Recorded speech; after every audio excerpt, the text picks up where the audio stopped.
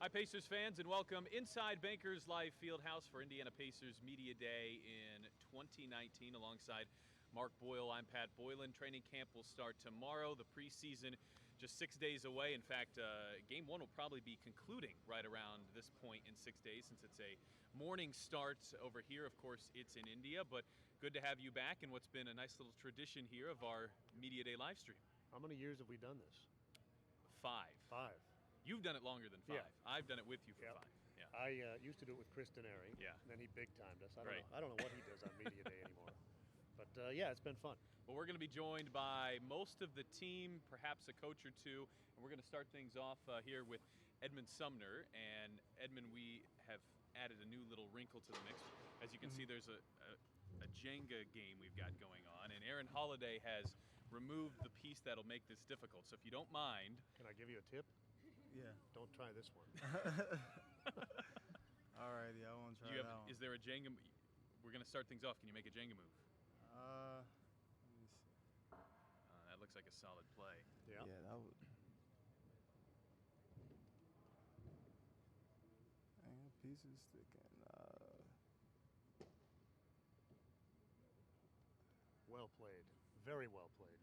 Who stacked this up? This was terrible. Yeah, that was. Yeah, it's not good.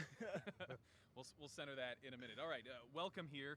First and foremost, you got kind of a sign from the team that they believed in you, a contract in the offseason. What did that mean?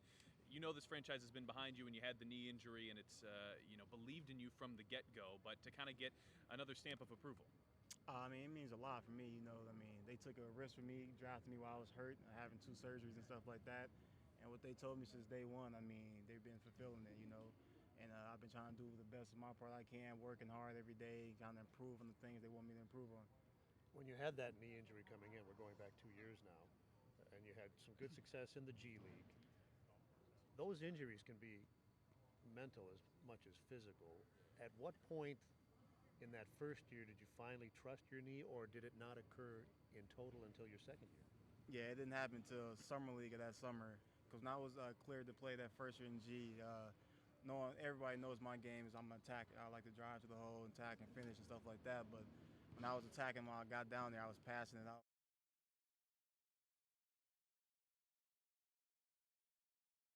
Biggest for me. A lot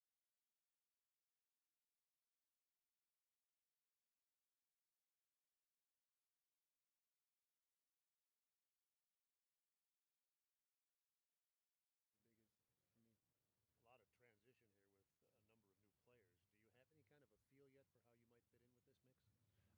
We're young, so we're gonna play fast. And that's definitely right up my alley, getting up and down the floor. So I think I'll fit in whatever the scheme that we need, so that we're gonna go. So yeah. I think for most fans, for the first time they realized the Pacers might have something in Edmond Sumner. It was the preseason last year. And as you get ready to play in the preseason this year, is there anything you're looking to prove or show that when you get maybe more minutes with the big club that you can contribute even if the games don't count yet?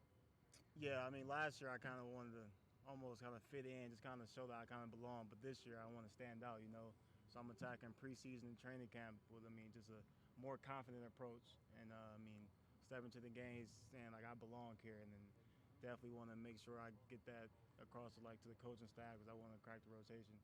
Was there anything specific you focused on this summer in terms of enhancing your game? Really, I was just looking on to put on more weight, just to handle a lot more bumps and bruises and just kind of hold my own. Oftentimes you'll hear, this will be kind of a theme of Media Day, a player will come in and say they put on 10 pounds or they've dropped 10 pounds, and it always seems like that's a positive. But for you, what went into the decision to say, I want to put on, I assume, some more muscle?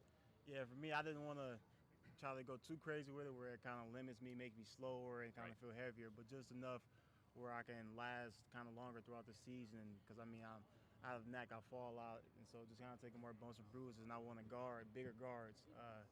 So just not getting overpowered all the time and stuff like that. And there's an art to putting on weight, right? You just don't start slamming quarter pounders with cheese. No, yeah, because that's definitely, it can take away from my game with athleticism and speed. I mean, that's something I want to maximize, not minimize. So what did you do? Change your diet? Did you just add a lot. For me, it was like more like being more consistent with little things, like drinking more protein shakes or making sure I'm consistently eating breakfast every day because I'm a guy who doesn't really like breakfast that much. So those two like little things kind of helped me out a lot this summer. Just so for me, it was just more staying consistent with it and then kind of telling myself every day, just making sure I'm doing it and not lacking off with it. I'm curious now that you've had the time to review your last season, what was the Warriors game like and that opportunity to get a start and play significant minutes? And does that do anything for you when you get maybe your first major opportunity against a team like that in a spotlight like that? I mean, that was definitely different for me, because a couple of days ahead, I was just playing the G League game. Then you come down here and I'm starting to verse the champions from last year. So I mean, it was a big experience for me. You have the pre-jitters of just that big opportunity, arenas filled and stuff like that. But I mean, now that you kind of I got that out the way, when given a bigger opportunity, it's just going to be way easier for me. So you're saying there's nobody like Curry in the G League? Not exactly a broad proclamation there. Hey, Edmond, we appreciate the time. Good luck here in what'll be your second full and healthy season with the Pacers. And I know a lot of our fans watching are probably looking at you as one of those handful of players that they're most interested in seeing how they develop here in year 3. So good luck with that, and appreciate you joining us. Appreciate you. Always a pleasure. We got to, first and foremost, maybe center this up a little bit. Yeah, we didn't set it up right to begin with. It was kind of jittery. By the way, my guess is the player that knocks this over is not a player. It's going to be you. When you're making your point, I think you're going to slam into it. Yeah, because I do tend to talk with my hands. Right. Me too. That's why I put the Jenga thing over there. But even if you go like this, it wobbles. Yeah, so yeah. Especially for those who are just joining us, we had a couple of interviews before this started, and Aaron Holiday made the gutsy move to pull out the other end of that. So we're already on thin ice with this. By the way, we are on all sorts of social media platforms on Pacers.com, but you can tweet us at Mark_J_Boyle, at Pat Boylan Pacers, and we will forward your questions on to the players, the coaches. If you have any from us as well, we will take them. And so I will be monitoring Twitter throughout this and kind of forward those questions along. I think we're going to have potentially Jakar Sampson here in a moment, but I wanted to go and just kind of have an opportunity to lay out the season here. It almost seems like you've got the potential, and we've heard the Pacers talk about this, of a 3-segment season. Before Victor, while Victor is trying to get back into shape and ready after his injury, and then that post-Victor portion. And this pre-portion seems like it could be really significant. I think you might be looking back to how the season goes at the beginning of the year and how they handle that as to where they finish at the end of the year. And it is, I think, segmented just the way you said, because if you don't have your best player, there are adjustments. And then when your best player comes back, there are further adjustments.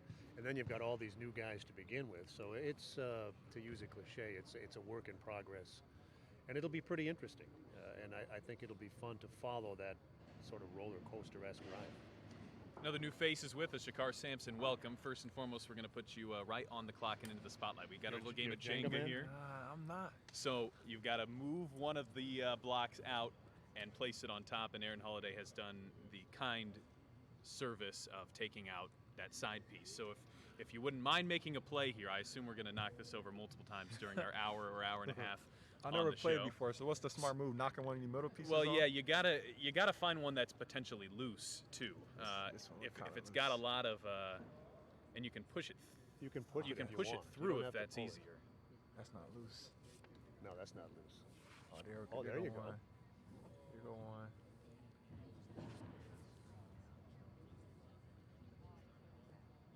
What? You can reach behind and take it. Yeah.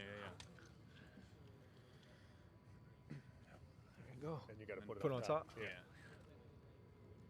See? All right. Veteran. There we go. Yeah. Hard part's out of the way. Now it all seems easy. I've come up with some fun facts for some of our new guys in a way to kind of break the ice. So did you know, Mark, Jakeen Gant had a 10-block game in college?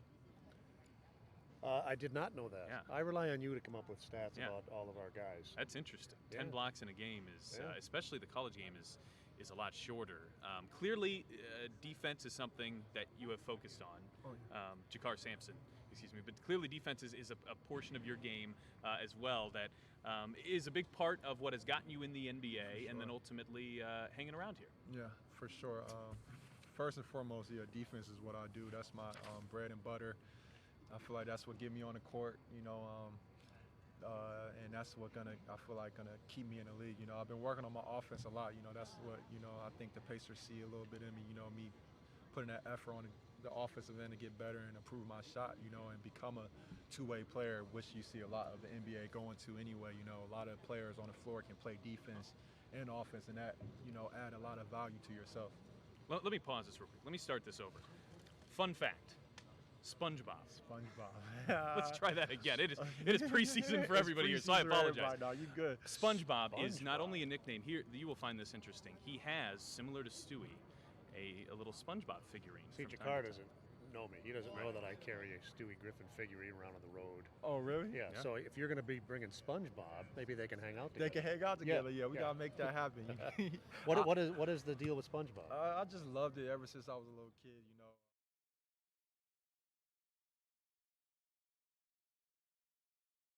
The fans just took off with it. They was giving me all type of SpongeBob stuff. I had my room decked out, with SpongeBob gear.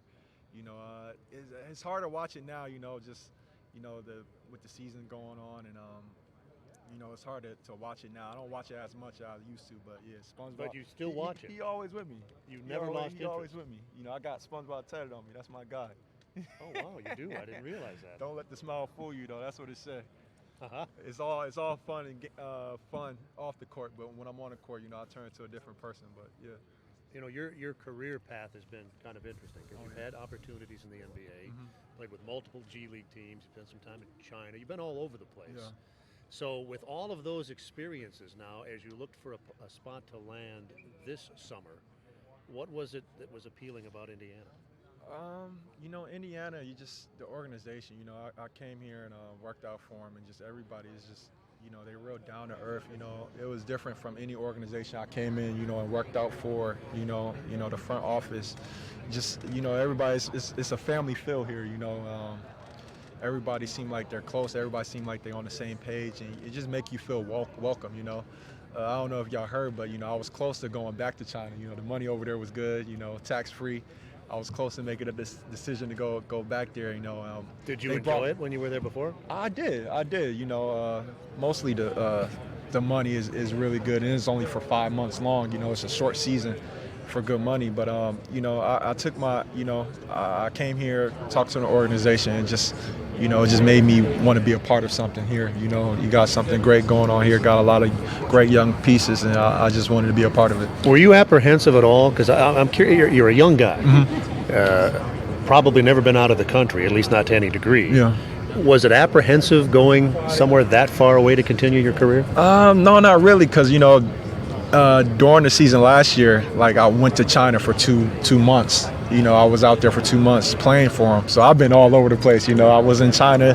I was with Chicago Windy City Bulls, and then I was in China. Then I came back to the Windy City, and then I finished the season with a call-up for the Bulls.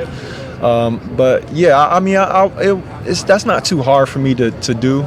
If I'm making a career out of it, maybe, it'll start to weigh on me, away from my family, the hour difference, 12-hour difference. So when I'm up, my family is asleep, you got to get used to them things. And, Speaking of 12-hour differences, we have a question from an Aussie here. Adam asks, does Jakar see himself playing more 3 or 4? I see myself playing all over the floor, a lot of 4s, though, playing the 4. Even playing a little bit of 5, small ball is really big in the league now. It's kind of what the league is going to. The Warriors, I feel like, started that off, with him playing the 5. But yeah. Jakar, we appreciate you stopping by. Best of luck here, year 1 in Indiana. All right, appreciate it. Bring SpongeBob to Indy. I'll bring Stewie. All right, got you. Okay. Yeah, notice that little fact he put it with his St. John's trophy. Kind of similar how you will pose your guy Stewie into some of those. So okay, now we're going to do this. I've got one here from, and by the way, you can ask questions via Twitter, as Pat's mentioned. Wants to hear me call play-by-play of a rapid-fire Jenga game with a couple of players. Do you think you can pull that off? I don't know anything about Jenga, but I can, much as I do on game night, I can BS my way through anything. This is from a random fan named Derek, by the way. Yes, and also we have, who is a better Jenga player, me or you?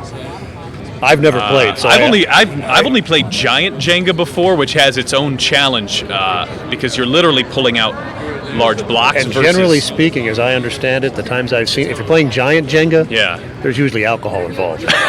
So it makes it a little more challenging, does it not? Also, if you knock this over, it's maybe a little embarrassing. Yes, please, Goga, please. But you knock over Giant Jenga, and it's maybe perilous to your well-being. You know Jenga? Yes. Go. No. This is if you wouldn't mind. Yeah, if you wouldn't mind. We are asking everybody to try to make a move. If I destroy it, what happens? Nothing. We laugh. We put it together. No, if I do this, wait. Yeah, then wait. You can do that, right? Wait. There you go. There you go. Man, that was assertive. I can go like here. Right? Yeah. Well done. Master. Yeah, that was easy. These other guys took like 2 minutes each. You just. Yeah, that's easy because this one fall over here. All right, well, welcome.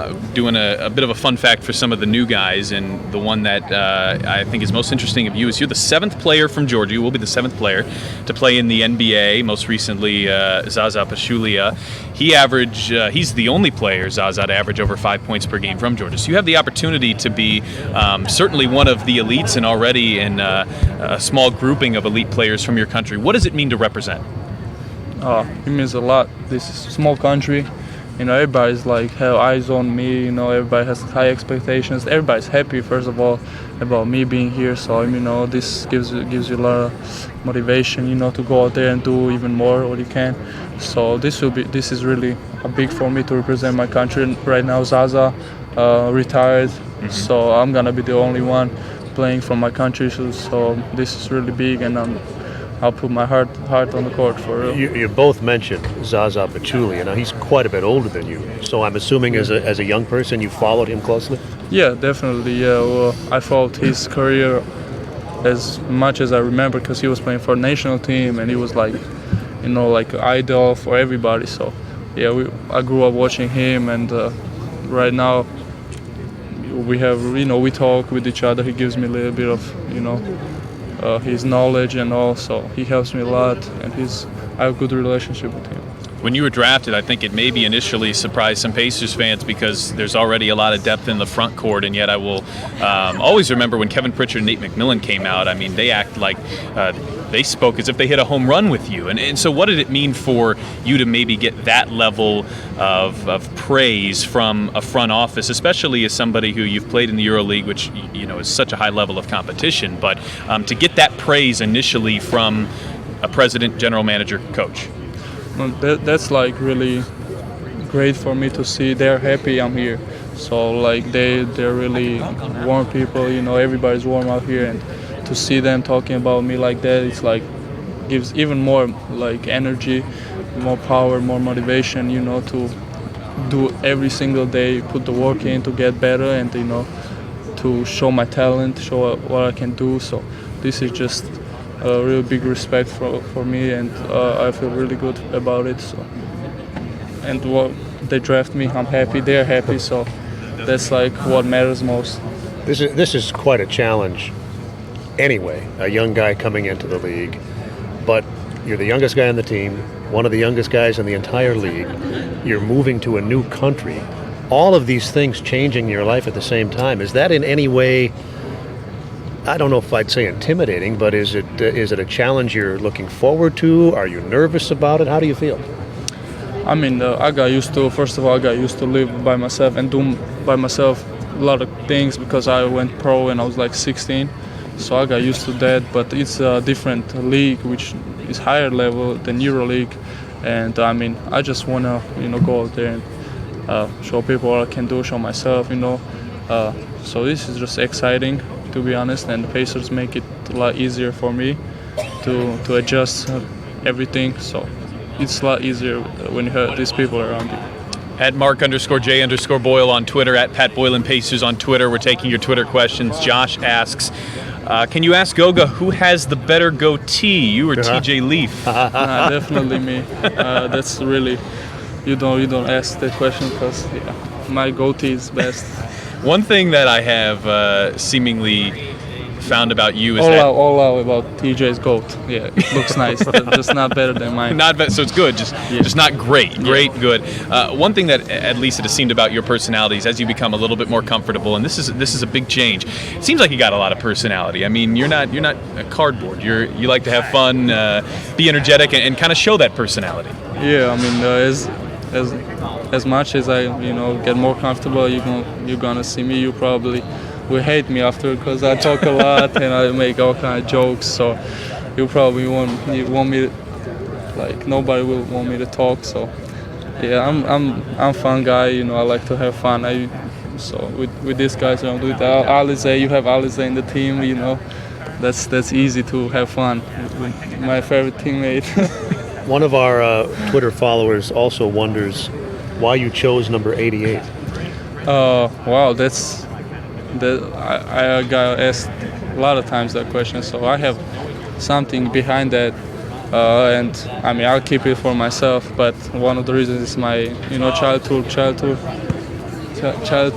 friend was wearing number 8 all his life, but we're still friends. So.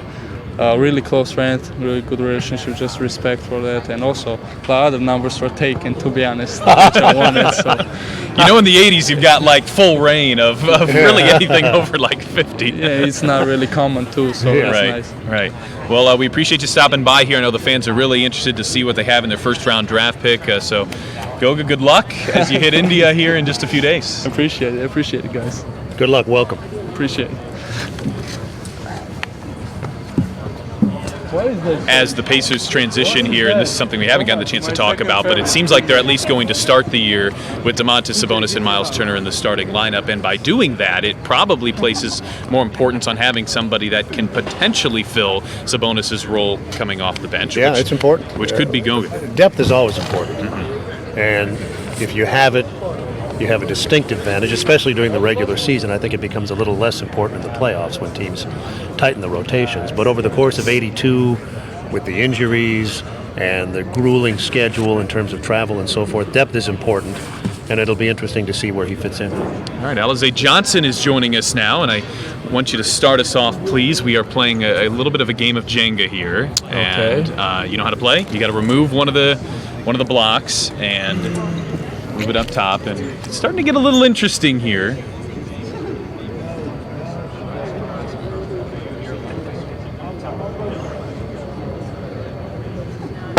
No, you're not done. You got to put it on top. Oh, sorry. Yeah. Okay. All right, Alize Johnson, you had, I think, a really good season when you were in the G League. You had some opportunity to play with the Pacers as well last year. What was your biggest takeaway from that experience, though, in Fort Wayne when you got to play significant minutes? Fort Wayne was a great experience for me. I got to see both worlds coming, back and forth. But I gained a lot, just because they run some of the plays that we do up here with the Pacers, and Gansey and the coaching staff, they do a really good job emphasizing, what the Pacers want to see. One of the things I think that people find really interesting about you, Alize, is this: you have a great knack for rebounding. You put up spectacular numbers everywhere you've been. Yet by the standards of the profession, you're relatively undersized. How have you become such a good rebounder without being, by the standards of the profession, a particularly big guy? I think it's just effort, having a nose for the ball, trying to, beat my man off the floor first. Like I said, effort. So, when I'm out there using that energy, it just helps me rebound it. That's kind of an interesting answer, because I think you hear most people say effort. I want to give effort. It's a big part of my game. But not everybody, and in fact, if you look at it in the scope of rebounds per minute, for example, at the levels that you've played, very few have done it at the efficiency level that you have. Is there something about that effort that's allowed you to find efficiency too? Yes, I mean, I just have a will to go up there and grab the basketball. I want to get it every time. And me being able to do that has allowed me to have high numbers rebounding. And I'm just going to try to continue to keep doing that and, try to have better numbers than I did last year. We are taking Twitter questions, Alize, and one of the questions we've just gotten is this. Can you share with us the dynamics or the challenges between going back and forth between Fort Wayne and Indianapolis during the course of the season? I would probably have to say, the travel. It's tough at times, going back and forth. I think the drive is, They don't send the private jet? No private jet. You're flying on a commercial, but it's good though. It's still a blessing, to be able to travel with your team, and I enjoyed it. Someone asking on Twitter, is coffee part of your regimen? I mean, where do you get this energy? Is it because it's so interesting to hear a guy talk about how much energy he has, and yet when you talk with us, you seem cool, calm, collected. Well, I think what I've always heard was that coffee, stops your growth. So I don't need that if I'm undersized. So I don't think coffee. You need all the height and the stature you can get. Yeah. All right, well, Alize, we appreciate you joining us here, and best of luck this season with the Pacers, and if it's in Fort Wayne too, with the Maddox. All right, thank you. All right, appreciate that. Yep.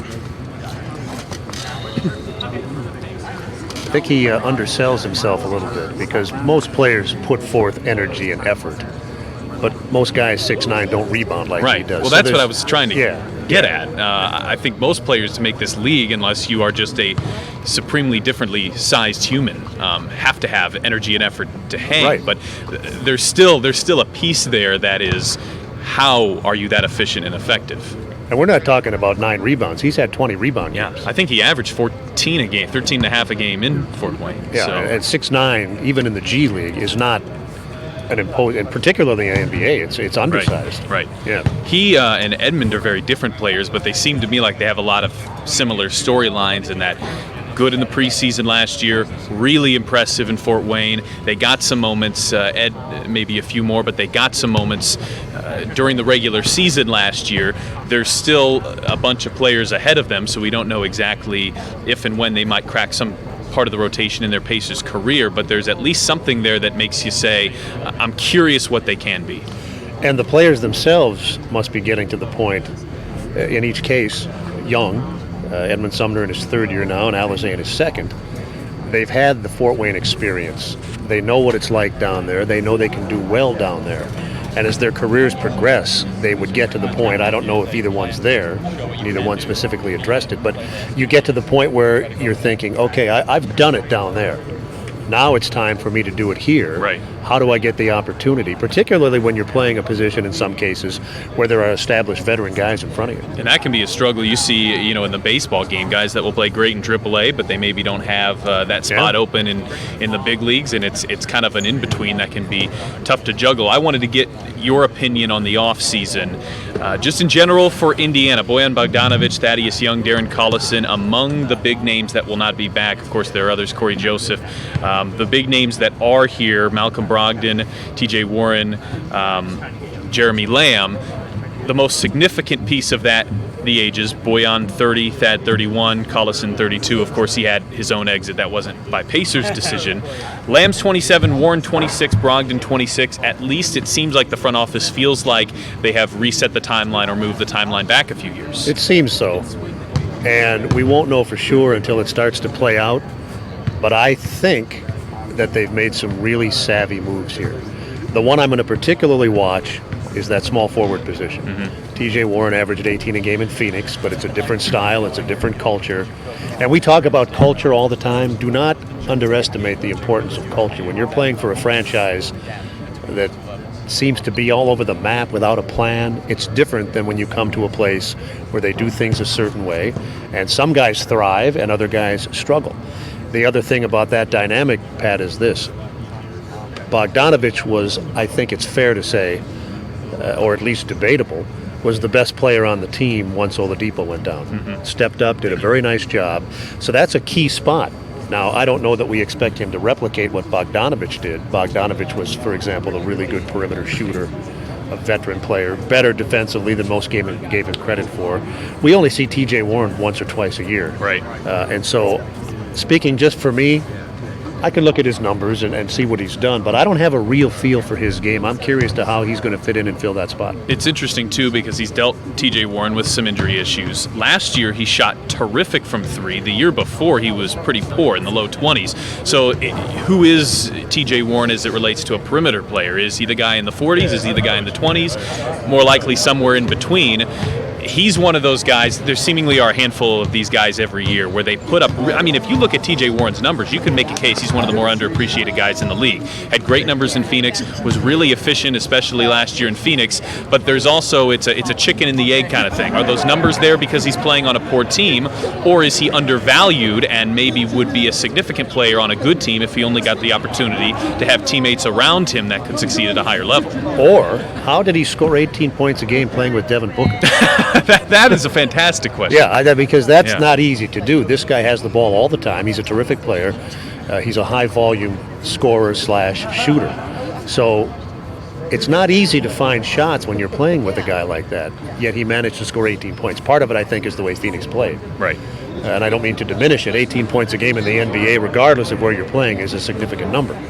But they played differently here. And it'll be interesting to see how he adapts. I know they're excited about him, and I'm curious to see how it works out. These other changes you mentioned, I think Brogdon is a spectacular addition. Yeah. Lamb will be a serviceable starter and then a really good backup when Oladipo comes back.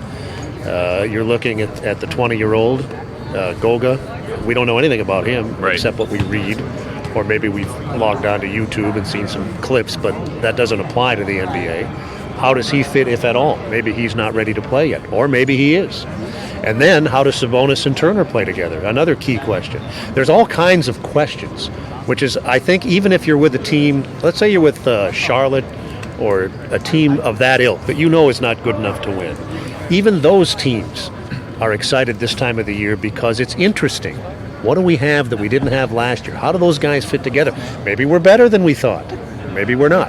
But it's all the mystery of the start of a season for every team, I think, is really quite interesting. He's Mark Boyle. I'm Pat Boylan. We welcome you into our live Media Day stream here for Pacers Media Day in 2019. And by the way, I didn't mean to single out Charlotte, but, Jordan's had enough success over the years. We're welcoming your questions on Twitter. We're going to be joined throughout most of the days. You see Victor Oladipo wind his way through the background of our shot there. You can see some of the activities that are going on here on Media Day, some of the very different stations that are behind us. We're going to be joined by the players, potentially a coach or two while we are live for an hour plus. We kind of have the leeway to go as long as this is staying interesting and as long as we're getting players. And I want to hit on one thing you were discussing a moment ago that was not necessarily on topic. To me, it's similar to Alize Johnson in a way, in that he averages 14 rebounds a game. Effort and energy are big, but there's something else there. A lot of players talk about energy and effort. A lot of teams, a lot of front offices, a lot of coaches talk about culture. They talk about the guys they bring in. Nearly everybody talks about that, and yet it seems like there's something tangible as it relates to that the Pacers have here. Maybe they've had the last 2 or 3 years. Your experience, this being year 32, maybe it's something they had back in previous years. But everybody talks about culture. It seems like, at least for the past couple seasons, the Pacers have really hit a strong point as it relates to bringing in the right guys and guys that fit into what they're trying to do. Agreed. And culture is sort of an ambiguous term because it might mean something different to franchise A than it means to franchise B. But I think the one common denominator in a successful culture, whether it's a basketball team or a business or even a family, is accountability. Everybody holds everybody else accountable. There's no blaming, there's no finger pointing. You're expected to do things a certain way. And I think the successful franchises in all sports have that accountability. It's different in terms of the way your culture operates or unfolds. And we've gotten to the point, I think, in sports now, Pat, where culture is almost a cliche and an overrated term. But we all know what we're talking about, right. And it's we do things this way. If you make a mistake, you will be held accountable. We are all accountable to each other. We all support each other. It sounds simple, and conceptually I think it is. But in actual practice, never forget this about a professional sports team. Basketball has fewer players than the other sports, but still it's the same. These are ego-driven people. And these things we're talking about are not necessarily second nature. Right. Especially when you get here, as you rise up the food chain, the higher you get, the more different it is for you. When you're in grade school, you barely break a sweat dominating everybody. Then in high school, you're the man. You're recruited by every school, in many cases, known to man. And when you get here, now sometimes you're a bench warmer, sometimes you're a free agent. One of the things that I thought was dramatically underrated about last year's team, all of those guys, free agents at the same time. Right. And you never really saw any tangible evidence of guys looking for theirs. And that's what you were talking about before, getting the right guys. They all knew that they were playing for contracts, yet, and of course everyone has an individual agenda, I'm not suggesting otherwise, but watching that team play 82 nights a year, plus the 4 playoff games, I never saw any indication, what's wrong with this guy? He's looking for his now. That never came into play. They still did very well given the circumstances with the Oladipo injury. It would have been interesting to see what they could have done. And, everything's a domino thing in sports, right? Let's say Oladipo doesn't get hurt, and let's say instead of winning, 44? 48, they win, 52. Yeah. Not unreasonable. Yeah. Then they get a home court, then they win a round, or maybe 2. Then do they approach these free agents differently? I think you could make a case, and it might be a bit of a reach. Tell me if you think this is wrong. I'm not saying the injury's good. Far from it. Right. But because of the way everything unfolded, it forced them to think of things differently than they might have otherwise.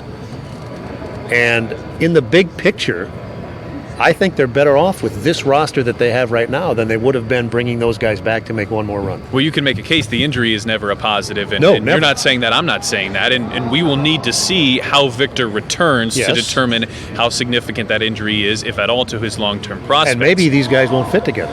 Correct. But if you think about it, was this a championship team or an Eastern Conference winning team last year? Maybe if they got hot, but we know the favorites were Toronto and Milwaukee and Philadelphia, probably at minimum in that order. So by having this happen maybe before you are a team where they hope to at some point get, you learn more about your team. You bring in different guys that maybe gave you a different perspective, and then for it to come in a season when you don't say, oh, title hopes were dashed because of this injury. Maybe ultimately that ends up being a bigger positive than negative. That's what I'm trying to say here. The injury is not a positive, obviously, but I was using that as an example of how one thing affects everything else that you do. So, and we'd have to ask Kevin Pritchard. He's not here right now. What if Oladipo hadn't gone down? What if they'd won a round or 2 of the playoffs? Would he have approached free agency differently? Who knows? Yeah. I think one of the most interesting dynamics of this season, maybe the most interesting dynamic, it's the elephant in the room as it relates to the starting lineup. Domantas Sabonis and Myles Turner, they're at least going to try them together. We've seen them this happen in portions of the year. I think Nate went to it more last year than in previous seasons, but it at least seems to start the year. There's a concentrated effort on seeing if these guys can play major minutes together. Agreed. And back in the old days, there would have been no question, because the game was different. But Right. now, as the game evolves and you have more mobile, more versatile big men, you do have some questions. Because as good as he is, Domantas Sabonis is more of a traditional type big man. He doesn't go, although in his rookie year he shot more threes than he did since he's been here. I think it's a legitimate question. Can they play big minutes together because of the way each plays and the way other teams set up? I think they can.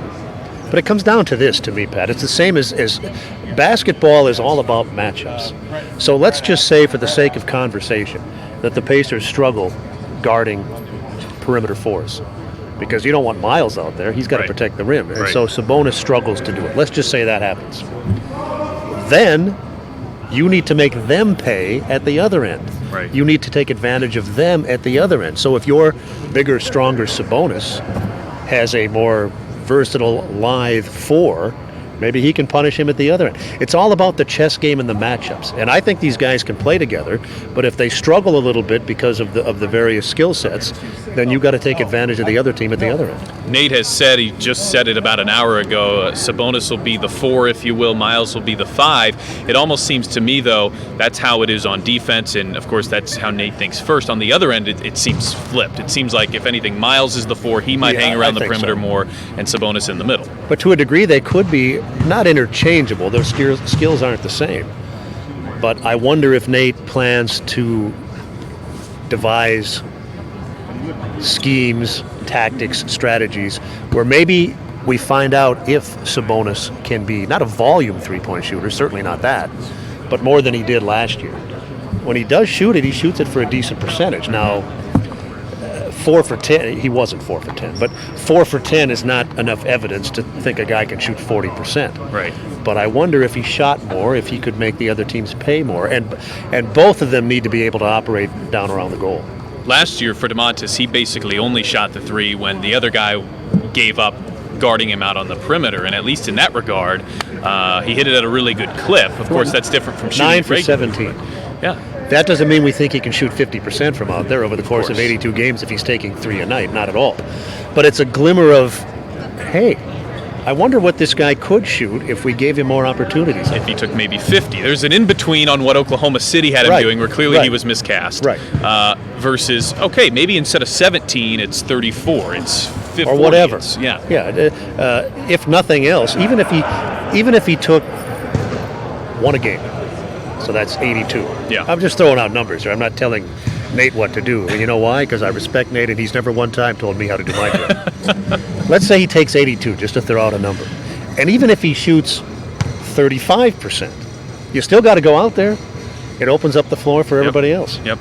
One aspect I was more intrigued, maybe really intrigued for the first time in the past handful of years, the schedule release, and I say that because, look, we've diagrammed, there are probably 3 portions of this season. Without Oladipo on the floor, as they try to get Oladipo back up to speed, and then hopefully a portion of the year where he is back up to speed and close to, if not 100%. So to me, that early portion of the schedule was really important. There's a couple of different schools of thought on how you wanted it to go, but to me it seemed an advantage if the early portion was a little easier while they're playing without their best player to win some of these early games, and at least on paper that might be the case.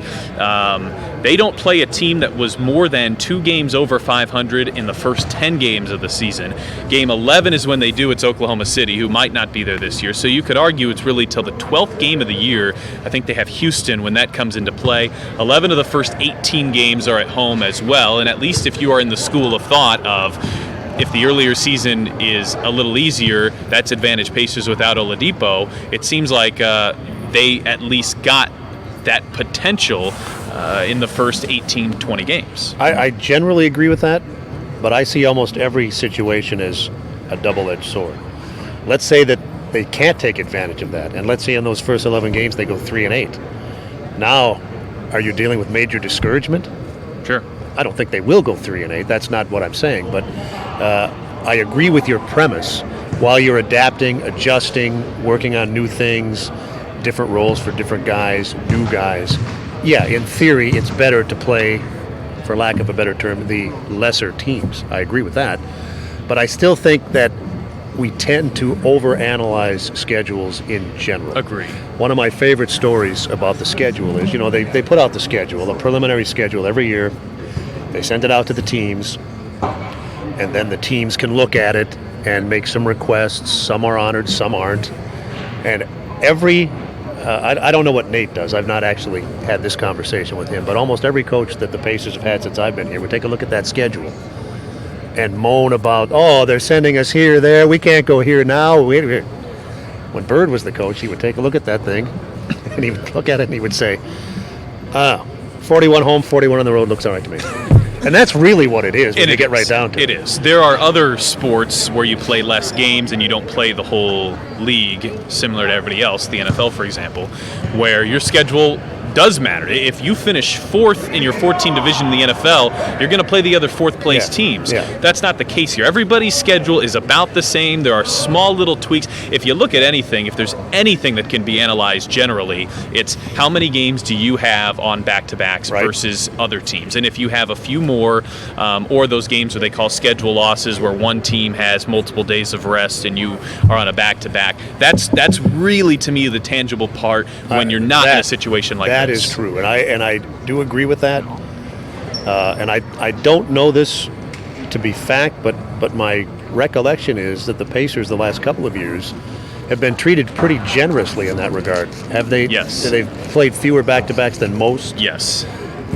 Is that the case this year? That is still the case this year. I don't have the direct number in front of me, but I remember analyzing it and saying the Pacers at minimum did not have an issue in terms of being in the back half of that. They're in the front half. I remember, this goes back. I can't remember if it was the last lockout or the lockout before that. Every team had to at least once and some twice play 3 games in 3 nights. Yeah. And, Slick or guys that have been around the league for a long time talk about that being, that's just the way we did it back in the day. Right. 3 games in 3 nights was nothing. Now they're trying to avoid the 4 games in 5 nights as much as possible, diminishing the back-to-backs. In fact, I think they've gotten that out. I think they've gotten the 4 and 5 out. Have they? Yeah. But you still might play 3 and 4, or no? I think you could. Yeah. I think you could play 3 and 4. And I'm torn on this. I get that it's a grueling schedule. To me, it's like, and maybe this is a poor analogy, it's like the way baseball has developed its pitchers. Right. The reason the starting pitcher can only throw 100 pitches is because that's how he's trained. Right. I remember when I worked in St. Louis, and I'm rambling here. I did a post-game show on the Cardinals Network with Bob Gibson. He talked about throwing 200 pitches in a game. Sure. What I'm getting at is this. It's great to reduce the wear and tear of the schedule, and this is a whole nother topic, but I am not a fan of this load management. Yeah, but you know what? Watching what Toronto did, if anything, it's going to trend in that direction. And what am I? I'm not a medical professional, but I will tell you this. I know multiple trainers around the league. I've visited with 3 or 4 of them about this. Some buy it, some don't. Plus, you watch House and Scrubs. So. Yes, and that does influence my thinking. I'm all for players being fresh. I understand the league's concerns about load management is fine. But if let's just use the Clippers as an example. If the Clippers come to your building, our building here once, and they decide that's the night that Paul George should take off, right? There are fans that buy tickets, or Kawhi Leonard, to see these guys play, or James, or whomever. Mm-hmm. And they're only coming into your building once. Now, the league encourages the teams to do this load management deal at home, if at all possible. Right. Where in theory there are 41 dates where you can see your guy. Right. But there are issues with it, and when I say I don't buy it, I don't mean to disrespect the wear and tear. We're with these guys every day for 6 months. I see the travel. I see how hard it must be. I can't relate to it because I'm not out there playing. I get it. But at the same time, you talk to guys that played a generation ago who say, I played 82 every year. Why can't you? Right. So I don't know what the answer is. But you go to Bob Gibson and you might say, yeah, but Bob, imagine your career if you had regular rest like you do now. Yeah, but he told me this also when I worked with him in St. Louis. He, every sport evolves. We're talking about Bob Gibson. Mm-hmm. Every sport evolves. By the way, this is not Bob Gibson. This is Nate McMillan. Every sport evolves, and we were talking about the bullpen one day, and you know how it is now. You got a guy that comes in and throws 3 pitches to the left-handed hitter who, was signed to a contract 4 days before, and that's why he was there. Bob Gibson told me one time, the guys in the bullpen are in the bullpen because they're not good enough to start. And that's how it was in those days. He was expected to throw 9. We're talking about load management. Mm-hmm. Are you a fan? Mm-hmm. I'm becoming one. Yeah, why? Because it's just where we're going. It's all this talk about load management. We've put a lot of money into the resource of studying players and load management, and is something that today's athlete we look at closely. But this is an evolution that you're talking about and a change in thought because it's the way it is, and ultimately you don't really have any choice. Mm-hmm. Do you buy into the concept? Because you're from the 82 days. Yeah, where we didn't, there was no conversation Right. about load management. But that I think has come into play probably the last 10 years or so, and I think it started in college basketball where the players could only work with the coaches a certain amount of hours. It creeped into our league where we can only practice a certain amount of hours, 2-a-days, which when I played, we went 2-a-day practices the entire month of October. And now you can only have 6 of those a season. There's a time limit on the amount of hours that you can go live when you're having 2 practices a day. You can't go live both practices. So, it's become something that has become a part of our league is managing these players and that load management. We track our players in practice. We track them in games, and we know where they should be to give maximum performance. Maybe a little bit more generically, as a coach who was a tough-minded player, is there a challenge in trying to keep your base principles but evolving them to the modern version of the game, just in terms of every aspect of shoot-arounds on back-to-backs on the road, aspects like that? You have to adapt, and yes, that's part of coaching, and you have to adapt to the generation of players that you're coaching. They're much different now than they were 10 years ago. It is much different now than it was 20 years ago. And you have to adapt to, the things that are going on in the sport with today's athletes. So, yeah, you have to make those adjustments. Really, it's almost year to year. You adapting and you are making adjustments like that. How do you do that? Because you're essentially an old school guy. Do you do that just from observing the way things are? Do you talk to other coaches to see how they deal with it? What's your process in making those adaptations? Well, it's a combination of both. Coaches are talking. We're talking with players. It's communicating with my kids. It used to be that we pick up the phone and we would call each other. Now, no one answers the phone anymore, so you have to text message. He voice texts now. He won't even send me the text. He'll send like a minute-long voice memo. Yeah. I had to listen to the whole thing. So you're right. So you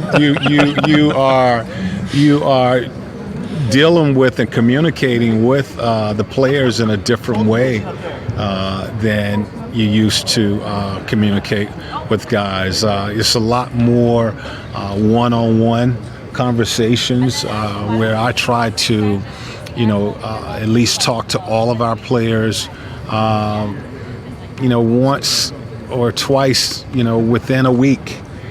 Make sure that you keep that line of communication open with them. Whereas, when I was playing years ago, if you really wasn't playing a lot of minutes or you was the 11th and 12th man, the coach, you wondered if the coach even knew your name. So it's just different. It's different.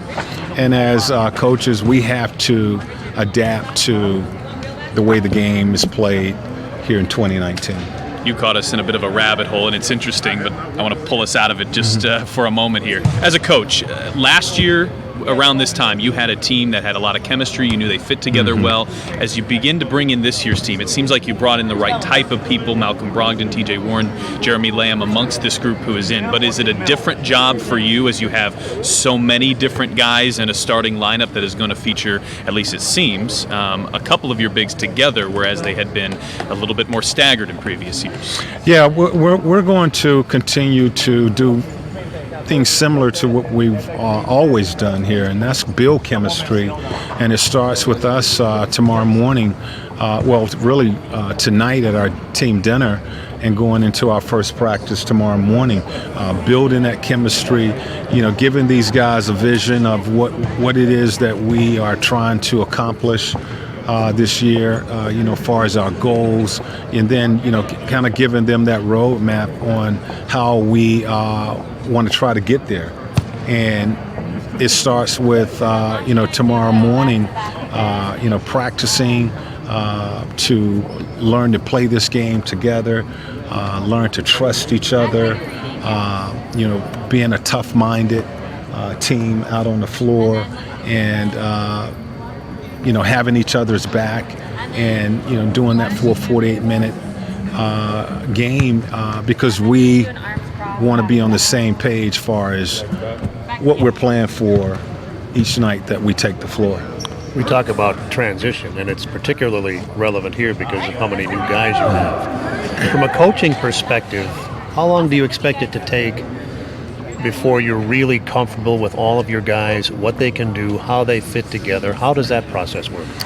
I really take it a day, a game at a time. We have so many new faces that it's just going to take some time. I think we do have a talented team, but it's going to take some time for these guys to learn each other, feel comfortable with the role that they're playing. And speaking of comfortable, and Would you ever done that to George Karl? Yeah, I did, because I like George, so I'm hoping he likes me.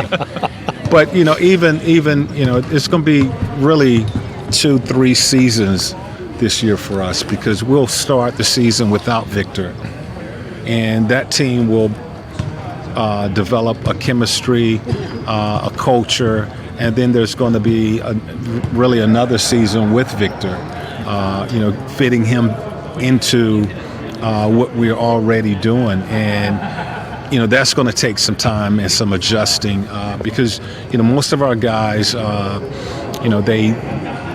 their strength is on the offensive end of the floor. As you know, we play with one ball, and they're going to have to share that basketball. And sometimes that's a difficult thing to balance, and you try to balance that in your rotation of your players, in the group that you have out on the floor. So all of that will be work in progress throughout this season. And you bring up something that I think is kind of interesting in this regard. When your best player is not there, you don't have that clear alpha that everybody knows is the best guy. Right. Does sharing the ball become a little bit more difficult then, because players perceive themselves as more important than they might ordinarily be? It could become difficult, but it's something that we coach our players far as in the sense of what is important. Some of our goals, and one of the goals for us is 25 plus assists, ball movement. I want you to be aggressive. I want you to take your shot. But when guys are open, we want to move the ball. So it's all about playing together and creating opportunities for each other and getting the high percentage shot. I think when you play the game like that, everybody will have that opportunity to do the things that they like to do, which is score the ball. But we want all-around players, and what I mean by that is you do whatever it takes to help this team win, and you're going to have to make sacrifices because of the number of players that we have. You're going to have to score, defend, cheer, support, encourage. I mean, you're going to have to do all. Those are the type of players we want to try to create. Felt like we did that in our last couple of years with this group that we have, and feel we can do it again this year. Nate, we always appreciate your time, your perspective, so thanks for joining us here, and best of luck as the season gets tipped off here. All right, thank you for having me. All right. Thank you. We spared him the Jenga game. Yeah, you want it? It looks nice and neat right there. By the way, top is pretty good. Allow me to fix this. Is that against the rules? Well, no, but yes, right? You're supposed to go crisscross up here. I've never played. I don't know the rules. So then the next guy has to bring him the other way? Yeah. I see. Yeah. Well, that doesn't seem right. There should be strategy to both taking something out and putting it back. I didn't invent Jenga. No, you I'm didn't. just trying to play by the rules. All right. That's not going to stay out much longer. I wonder who's next. Yeah. Well, also, I'm not sure if you can see it. There's a piece down here that's, I think Aaron or somebody had it wiggling out when they were moving another piece, and that middle one this piece right here? No, it's back here. Oh, I don't know. Yeah. See, Nate's always interesting, and I don't think he gets enough credit for this. He was a really, really old school kind of player. Yeah. And, we didn't see him every day when he began his coaching career. But I know him from when he's been here, and he's evolved since he's been here in the way he deals with players. And he was talking about those adjustments. For some guys, that's just lip service. Yeah. They talk about this, that, or the other compared to the way we used to do it. He's made a significant effort to adapt to the way today's players perceive themselves, perceive the game, perceive everything, and I don't think he gets enough credit for that. And that's what I was, trying to draw for him, and I think he gave us good perspective there. TJ, welcome. How are you? Good to see you. Is that he seemingly has evolved with the game, but kept his principles in place as well, and that seems like it can be a tough thing to do. TJ McConnell is joining us now, one of the newer Pacers, and as you were going through this process in the off-season. No Jenga? Oh, sorry, forgot. Would you mind playing our Jenga game here? Sure. This has not fallen yet, although it very obviously gets more challenging as you go. That might be problematic. Am I allowed to go here? Yeah. You can do anything you want as far as... Oh, here, there it is. Go. There you go. Bang.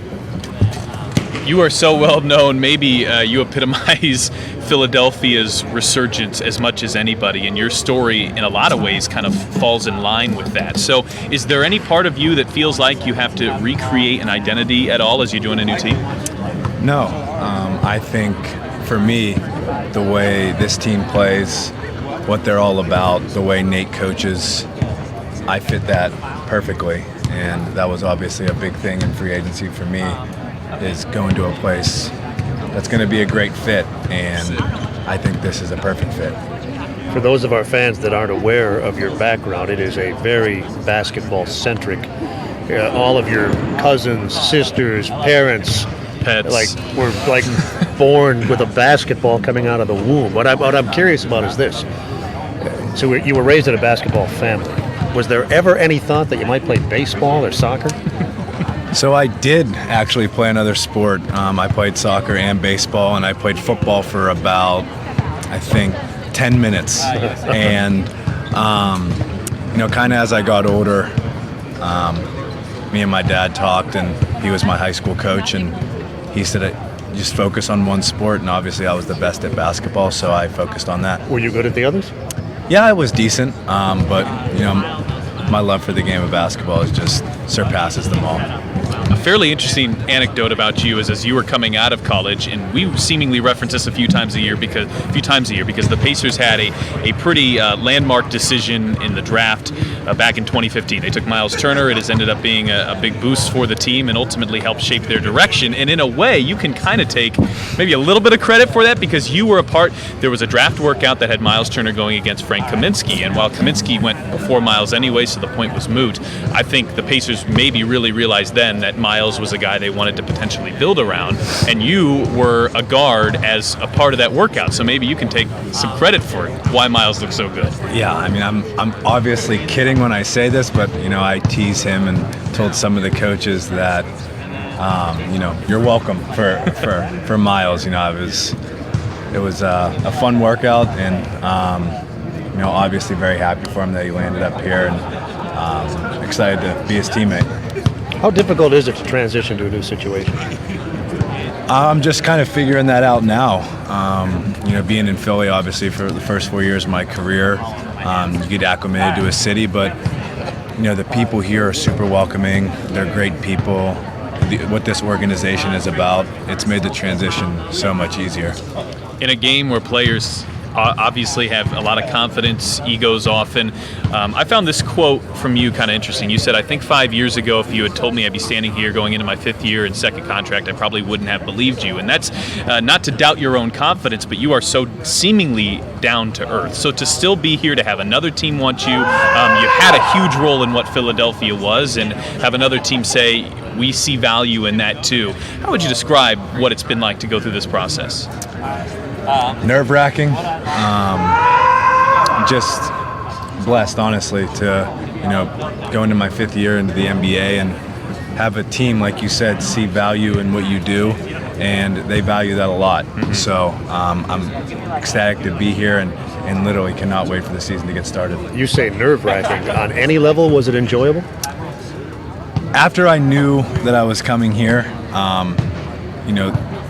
that nerve-wracking feeling went away, but during the free agency process, it is not fun. You didn't doubt that you'd find a spot, though, did you? No. As the days go by, you kind of go to some dark places, but in the end, I have a great support system that was always there for me. My wife is truly amazing, and she was there every second of the way. We are taking questions on Twitter, and we've been talking periodically throughout the morning about all of these new guys and the bonding process and the chemistry. We have a question here from one of our followers that wants to know, who was the first Pacers teammate that you hugged? Man, I have no idea. That might not be something that every guy keeps track of. If I had to guess, it would probably be Alize Johnson or Doug McDermott. Okay. What do you see your role being in here? I think leader is a big part of it, and it's an interesting dynamic because I think the franchise views Aaron Holiday very highly. You've shown you can play. You've shown you can lead. How do you see your role, and where do you fit in? I kind of try not to worry about that. I just kind of do what Coach tells me to do, and that's kind of been my approach since I've started playing basketball. Whatever the coach, the team needs me to do, I will do. I obviously know I can play, and I'm good enough. Just going to continue to be a great teammate, and show people that I'm good enough to do what I do and be a great leader and help this team any way I can. I'm curious about this. You mentioned doing what the coach wants you to do and whatever. Does growing up as a coach's son help you see that perspective a little bit better? Yeah, I think my dad will agree. He was very tough on me, and as a coach, coaching your son, that's how it should be. And kind of being coached by him and doing whatever he told me to do, he kind of instilled that in me to kind of do whatever the team needs and always put the team first. TJ, thanks for joining us. Best of luck here, year 1 in Indy. Thank you so much. Thanks, guys. Good to see you. Thank you. This is, to me, everybody has a story. We'll get to that in a minute here, but as we welcome TJ Warren into our little man cave here. And our man cave has a Jenga game, which, if you don't mind, we are asking the players to make a Jenga move, and as you can see, it's gotten a little more difficult. If you don't mind and have a move in mind. Oh, snap. You got to put it up there, though. See, I was certain it would have fallen by now. Yeah. Maybe these guys are not bad. Yeah. Something we were talking about earlier, and I'm sure this is something that doesn't concern you, but I'm curious your opinion on it anyway. There's kind of a chicken and an egg thing with players who play on struggling teams that play really well. Are they playing well because of the team, or perhaps could their skill set be even more spotlighted if they join a team like this one? How do you view the transition for yourself as you play with Indiana, a team that clearly has playoff aspirations and above? I feel like I fit right in, I'm happy to be here, glad to be here. First-class organization, and just overall happy to be here. Your three-point shot skyrocketed last year. Now, I know it was cut a little bit short to injury. In fact, Mark, my fun fact for TJ, doing this for new players, is that if he would have stayed healthy enough to be qualified, it would have been the biggest jump in a single season from previous season three-point percentage to the three-point percentage that he had, which was 21% jump. Was there something specific? Was there a change in your dynamics of your shot, or why did you see that number jump so drastically? Just really worked on it. Felt like nothing was wrong with my shot. I just shot it with confidence and shot it like I could believe I could make it. So I think that was the biggest difference. You mentioned fun facts. I'm sure many of our fans don't know this, but TJ has a connection with the former Pacer, David West from the AAU, and his brother. How much did the relationship with David and his brother mean to the evolution of your game? It meant a lot. D. West is somebody that I idolize, somebody I look up to. I've known him since I was 10. He's given me great advice throughout my basketball career, from high school to where I'm at to this day. So, for sure, David is definitely a big influence on me. So you still talk to him on a regular basis? Talk to him every day. Really? Yeah. Wow, that's impressive. I think it speaks well to the organization of what David spoke to you as you were making that decision, but can you take us through how he has mentored you through this specific decision to come here to Indiana? Yeah, well, for some reason, David knew before me what was going on, and when I knew I was coming here, he called me and gave me the whole rundown of everything that's going on, and people around here speak very highly of him, and really high character guy, and just wanted to just be able to replicate that here. Best guess is that you'll be sliding into Bojan Bogdanovic's spot, and he's a very good player. Was arguably the best player on the team once Victor went down last season. Does replacing a guy like that cause you any concern or stress? No, I wouldn't. I don't know. I'm asking you. Nah, not at all. I mean, some guys it would, some guys it wouldn't. Nah, I mean, play basketball every day. It's just a game at the end of the day, and just coming in and just be myself. I'm not really concerned with anybody who was here previously before me. Have you had a chance to get to know most of your teammates? Yeah, absolutely. Everybody's high character, good guys. So the process of guys getting to know each other and playing together has already begun, even though camp hasn't started, and it's going well? Yeah, the chemistry is definitely translating. Want to keep that going into the season and beyond. We're taking Twitter questions, and in a way that I think you've already endeared yourself to the fan base. The question is this TJ Warren's first time having his own fan zone, and how do you enjoy interacting with all the fans? Oh, yeah, it is my first time having a fan zone. I'm excited to be able to do something like that with a new organization, and excited to see the fans that come out every night to support us. I know as fans see a bunch of new players come in, they kind of wonder who they're going to be on the floor, who they're going to be off the floor. Was this a gesture by you, kind of a way of saying, I value you as fans? Yeah, for sure. Being able to supply tickets for fans and them welcoming me with warm arms. It's just been a lot of support, and I'm just happy to be here, and I'm excited to get started. And following up on something we talked about earlier, and I should have thought to ask you this myself, but it comes from one of our Twitter followers, wants to know what was the best advice that David West ever gave you? The best advice, David, just be yourself every day. A lot of people are not going to be fans of you, or it's going to be a lot of people that's fans. So you just really just focus on yourself in the situation you're in. All right, TJ, I think fans are very excited to see how you transition onto this team, so best of luck with it in training camp, which starts tomorrow. Yes, appreciate it. Thanks for having me. Thanks for coming. Appreciate it. Good luck. I find that dynamic interesting, that David West. Yeah.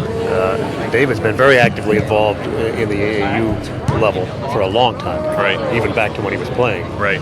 And he and his brother and that whole organization have mentored quite a few guys. And clearly, it speaks well that David, had some advice for him that this was the type of organization that he wanted to go to. I will be interested in watching. He's very soft-spoken, and clearly a locker room, I think, needs a bunch of different guys. But not always the guys who sit here and are soft-spoken are actually that around the team in the locker room. Thaddeus Young is a guy that I remember when he got here was very quiet initially, and he ended up being one of the ultimate leaders. So it's often very different how a player acts in his first time on a media day with a you and me versus how they interact with the players and teammates in the locker room. And plus, almost without exception, maybe totally without exception, the way these guys deal with us is not the way they deal with their teammates. Right. This is a different part of the job. It'd be concerning if Yes. if they were handling us similarly. You can get a sense of their personalities Right. in many cases, Right. but the dynamics are so different. We're a nuisance. The other guys are friends, teammates.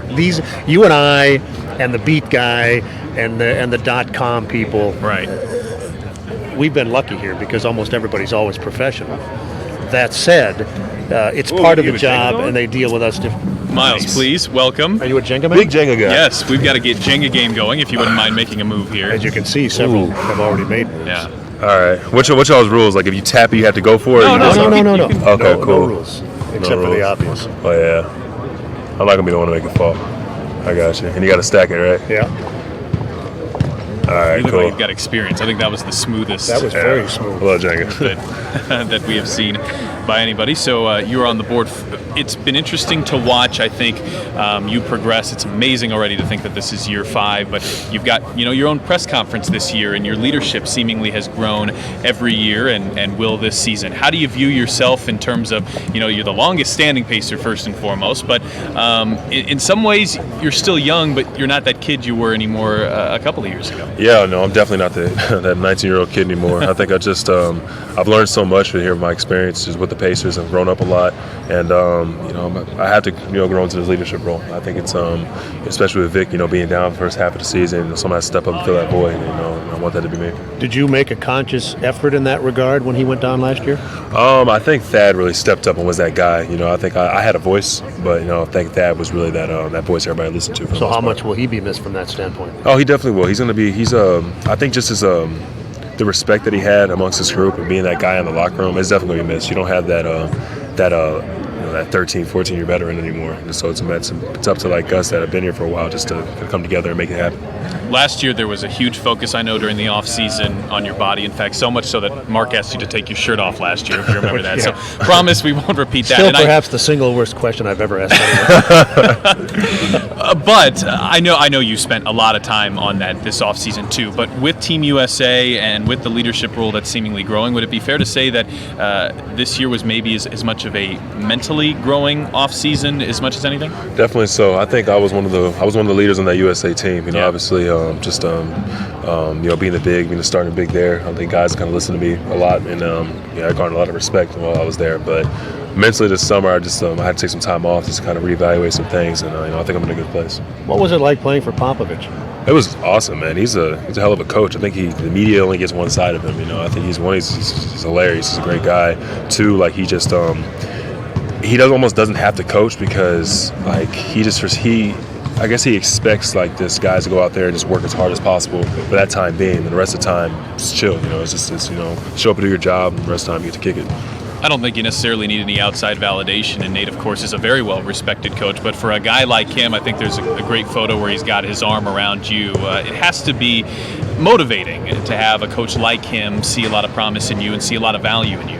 Yeah, definitely so. I mean, I think what I was telling people is that, Nate's obviously such a great coach, and it might be the same way with Popovich, but like, if you play for one coach for so long, it's like, things they say almost is like background noise, It's like you just hear it every day and every day. So you have to go to a different coach and kind of get like their mindset, their view on things for a little while. It kind of changes things up. It's a different voice, obviously a respected coach, but that happens to any player.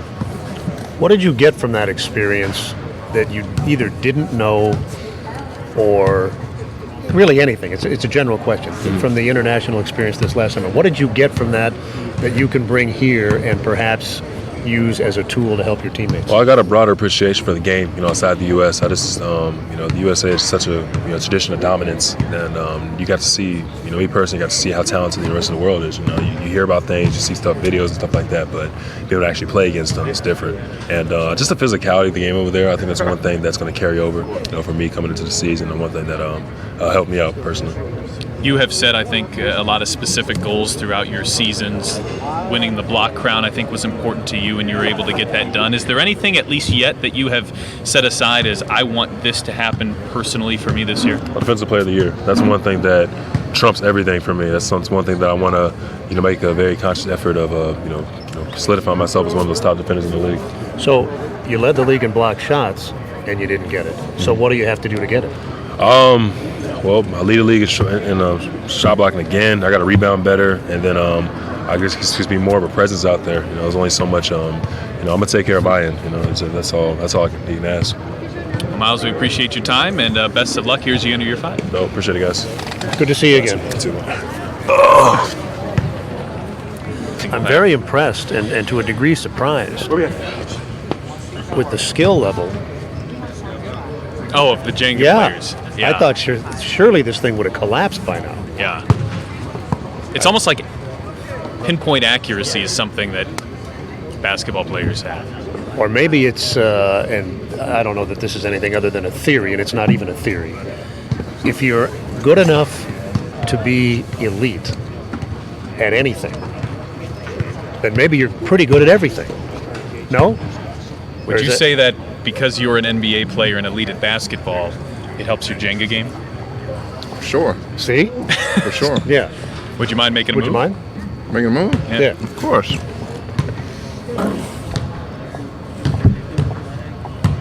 Ooh, there it is. Can I stand up? Sure.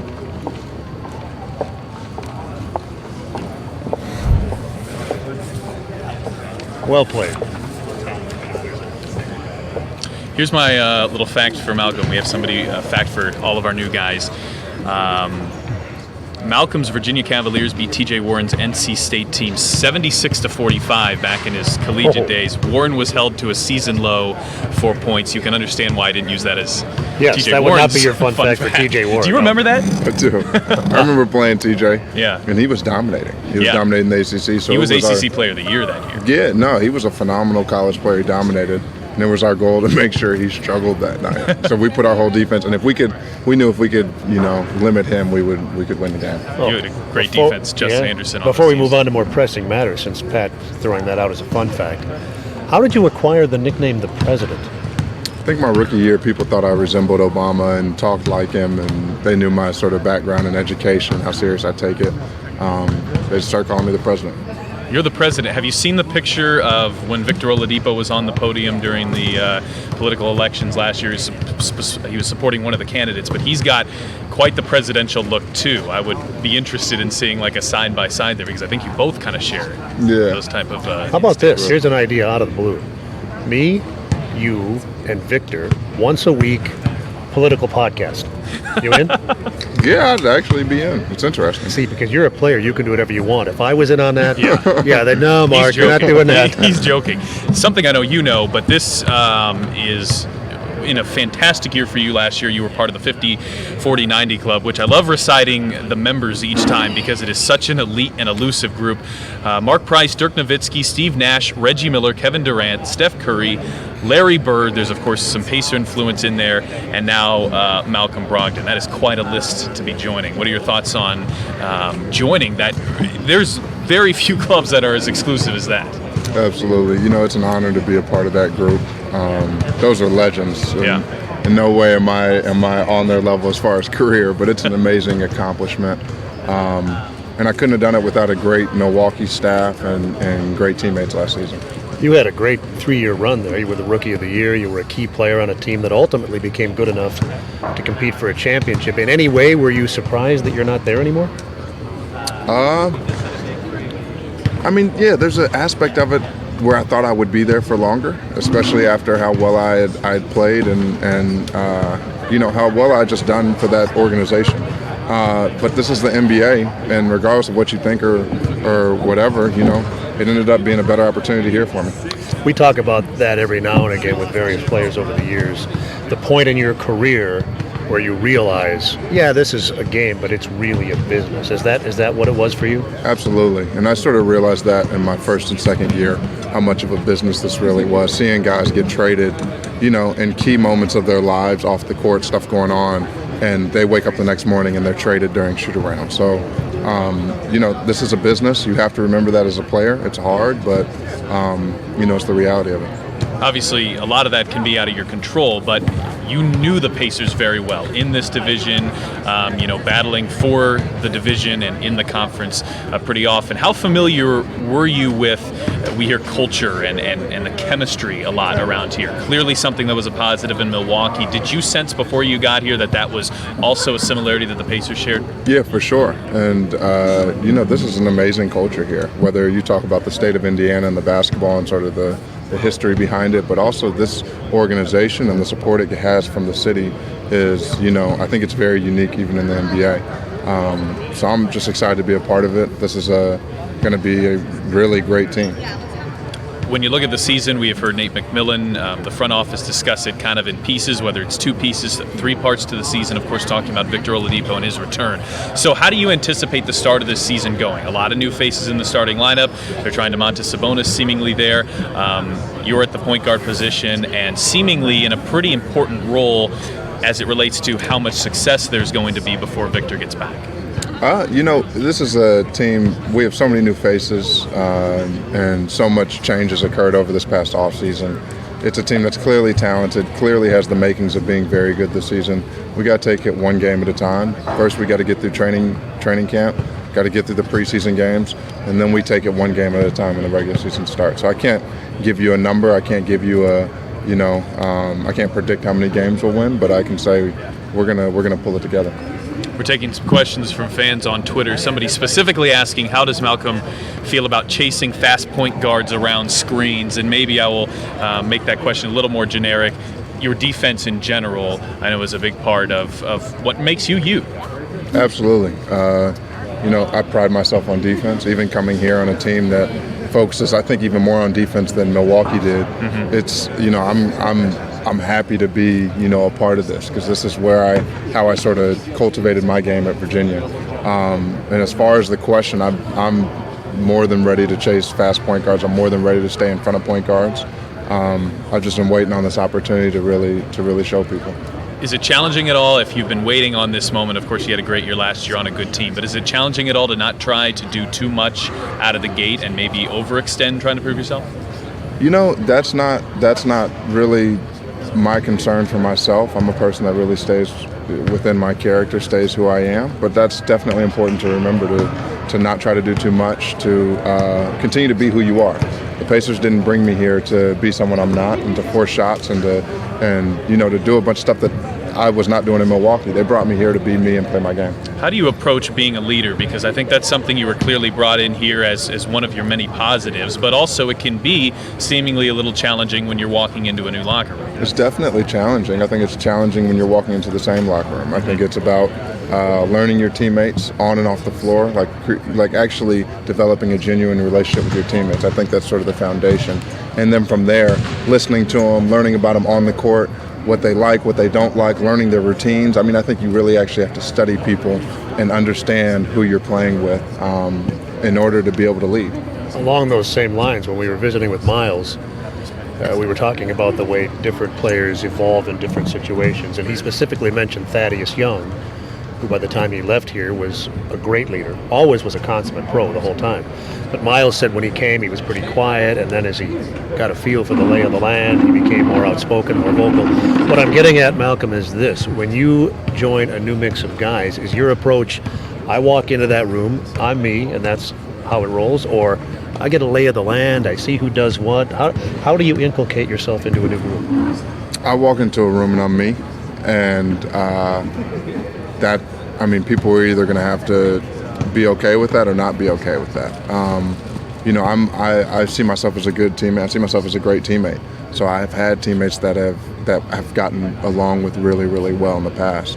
I don't see that as a problem. I see me being myself as a leader, but also a great teammate, a winner, and someone that my teammates will enjoy playing with. Well, good luck as you embark on this new journey and as Pacer fans get to know you and vice versa. Perfect. Thank you. Good. Thank you. Thank you, sir. Welcome.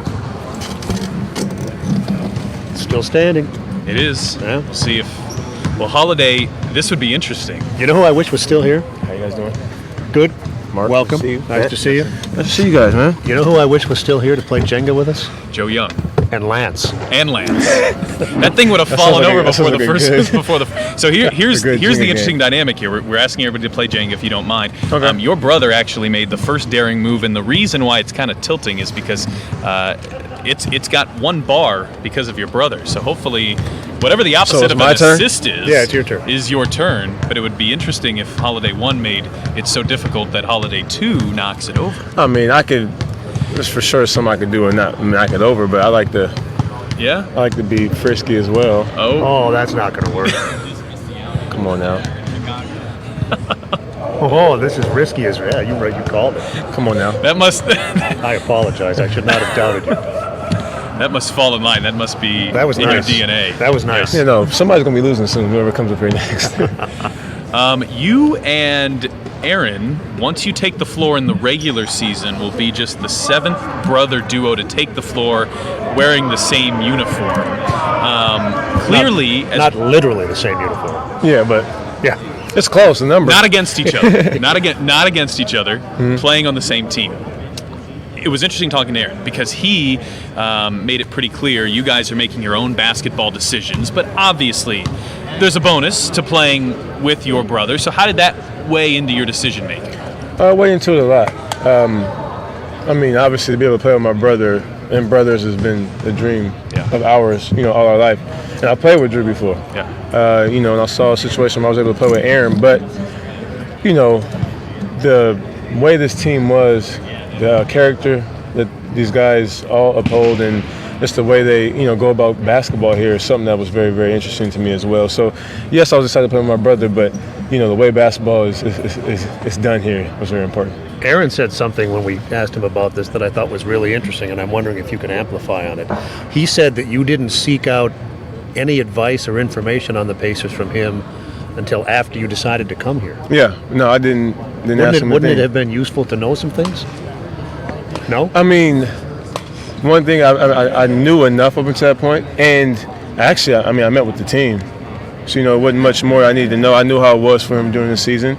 I wanted to make a decision for myself, and that's something I've learned in my career, and making decisions on going places or anything I've done is I've always done better and felt better with making a decision for myself without letting anyone really persuade that until I got to the point where I wanted some information. But yeah, no, it wasn't until I was about to go there that I said something to him and asked, how he felt about it and what he thought about it. Along those same lines, this will be your 8th team. What are the pros and cons of bouncing around the block? Pros are I've been everywhere and done pretty much everything you can as a basketball player, other than getting drafted. I've done it all. And now 2-way contracts, because that's another thing. But I played in the D-League. I've been cut 4 times. I've been traded twice in 3 months. I've won the championship. I've been on teams that haven't won a lot. So I have that experience, and I know how to get through all those, situations, good or bad, and I know what it takes to be able to get to this level. I wasn't drafted. So the bad thing is you move a lot. Yeah. You hurt a lot because it doesn't feel good to be cut or not get drafted or, have such high hopes for certain things. But then another good thing is you grow. I've grown a lot, and I'm very, very confident in what I do, what I bring to the team. I'm very, very sure of myself, and I know, I can help a team and help a team do well. While you're going through all of that, does your confidence waver? Confidence waver. As far as playing on the basketball court, no. I do know that when I didn't get drafted, I had to, I won't say a waiver, but I had to get to a point where I understood that because I was not in the NBA, there was a possibility you might not make it, but I always thought I would. But I had to understand and have an understanding if I didn't make it, how are you going to be? Are you going to just, drop off the face of the earth? Or are you going to be able to get into something else or do something else or play overseas, whatever the case may be? So that was the one thing I had to understand then. But past that point, I knew I was going to, get to this level, and I always knew I could play at this level, and I was confident. We've got Doug waiting, so I don't want to keep him too much longer, but we do have one question from Twitter that I found worthwhile. What does Justin see Aaron's ceiling as, and what does he need to improve to become an all-star? And clearly you have that perspective because your other brother is. Yeah. I don't really see Aaron having a ceiling. Really, and I guess you might think I said it because it's my brother, but I watched both of them play since they were young. I mean, I played with them, and No one knows I mean, him better than even you. I would say, even if you go back to when Aaron played in college, the more comfortable Aaron gets, the better he'll be, and he'll be at the All-Star level, in my opinion. And I mean, the thing I think he needs to work on or continue to improve on is being more patient. He's a very, very fast player. Likes to get into it. Likes to try to make quick. Just to be more patient and let the game come to him a little more. You know, other than that, he shoots the ball well. He plays defense. He plays hard, and I mean, that's all you really need. Well, I know he'll have a mentor directly to look at this season in you and his brother, and so we appreciate you joining us here, and best of luck as the year gets going. Yeah, thank you guys, man. Pleasure. Yep, Good to see you. Thank you. Come on, Dougie. Go in there. You speak of positive players. I think he, just his general outset, his mindset, I think is one that is always intensely positive. Talking about Holiday, but another guy coming in here that always seems to be in a positive mindset, whether things are going well or at the times they aren't. First and foremost, this is, I think, the first time in 5 years that your media day is with the same team that you had it last year. And I know that was something, Doug, that you were looking for ultimately when you signed with Indiana. But this has to feel good. It has to feel confidence building to be back in a familiar spot. Definitely, yeah. It feels like it's been a while since that's happened. It's been since Chicago, so feels good to be back. Just seeing everyone, familiar faces. Not in the locker room, but within the organization. You know, we have a lot of new faces in the locker room, but everyone seemed to be getting along right away so far. How did you feel about your first season here? I felt good. You know, obviously it didn't end the way we wanted it to, but I thought it was overall a good year. I thought I played my role, did what I was asked to do. Got to probably be a little more consistent out there, but I thought overall I played pretty well. I would argue that maybe your season last year was a little underappreciated. You shot 41% from three, and as a shooter, when you do that, I think that's checking a pretty strong box there. It was an interesting year, though, in that you were lights out on the road, almost 50% on the road, and maybe struggled to find some of that consistency at home. How did you see that ebb and flow going, and does maybe just familiarity into year two help with that? Just kind of weird that happened. Like you said, still shot over 40% from three, so I felt really good about that. Definitely got to be better at home. It's a good shooter's arena, so it should be able to, table should be able to flip, and I think it'll be a good year. I'm not too worried about putting too much pressure on myself. I just want to go out there, have fun, play with these new guys, and hopefully make shots. You say this is a good shooter's arena. Is there a significant difference as you go around the league shooting in one building as opposed to another? Not too much. I mean, I guess it is a field house, so it's a little different. But I mean, if you're a good shooter, you should be able to shoot anywhere. So, I think there's a lot of different good environments with the Madison Square Garden, where it's a little darker lighting, and the Staples Center a little darker lighting. But yeah, overall, I mean, these are all good shooters' gyms. You just got to find a way to make shots. And as Pat pointed out, you are a good shooter. I don't know if you know the answer to this, but I'm just curious. Yeah. If you sat in an empty gym, worked your way around the arc and took 100 threes, could you make 75? I think I'd be 75 at the lowest. I'd say 80, 85, yeah. 85? I do it every day. I mean, every day I shoot 100 shots before practice without getting warm or anything, and usually the lowest numbers I get is like mid-70s, so I'd hope I could do 80s in here, but we'll have to try it out. Well, a good example then, because he's literally done this. Do you have an idea? I'm trying to think who else might be able to give you a run for your money. And there is one guy, and C.J. Wilcox. Oh, interesting. I had 85 the other day, and we were doing a competition, and he got 87. So wow. I got to catch him now. When people say, what part of the NBA in-person experience do I need to experience, maybe that I haven't, coming early to a game and watching these guys shoot, because the amazing thing, even the guys that you think can't shoot, I remember Al Jefferson would hit like 50% of his threes when he was just warming up around the perimeter. I mean, that's every guy can shoot. You know what it's like if you ever have a chance to go to a ballpark and have a chance to experience batting practice?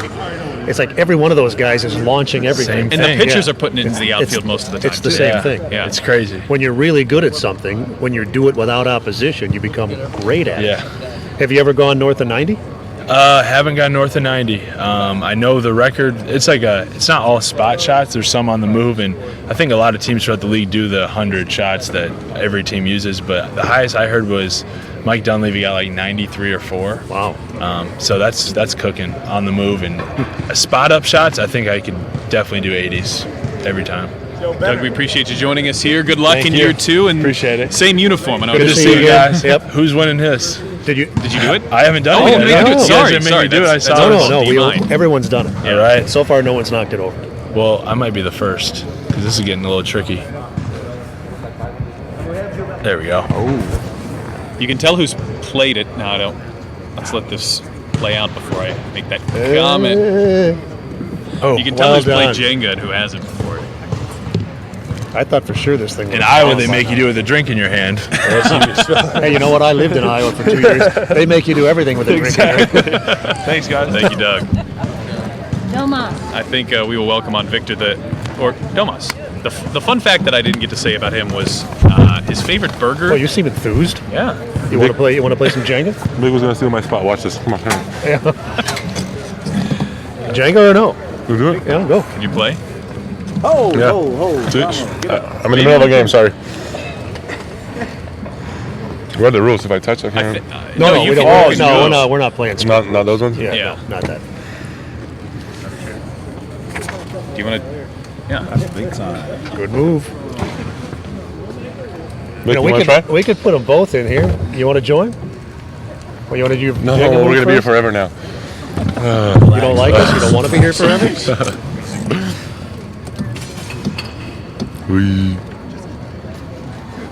Wow, that was feathery.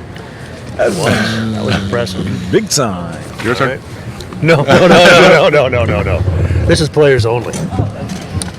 All right, so we have Victor and Domas.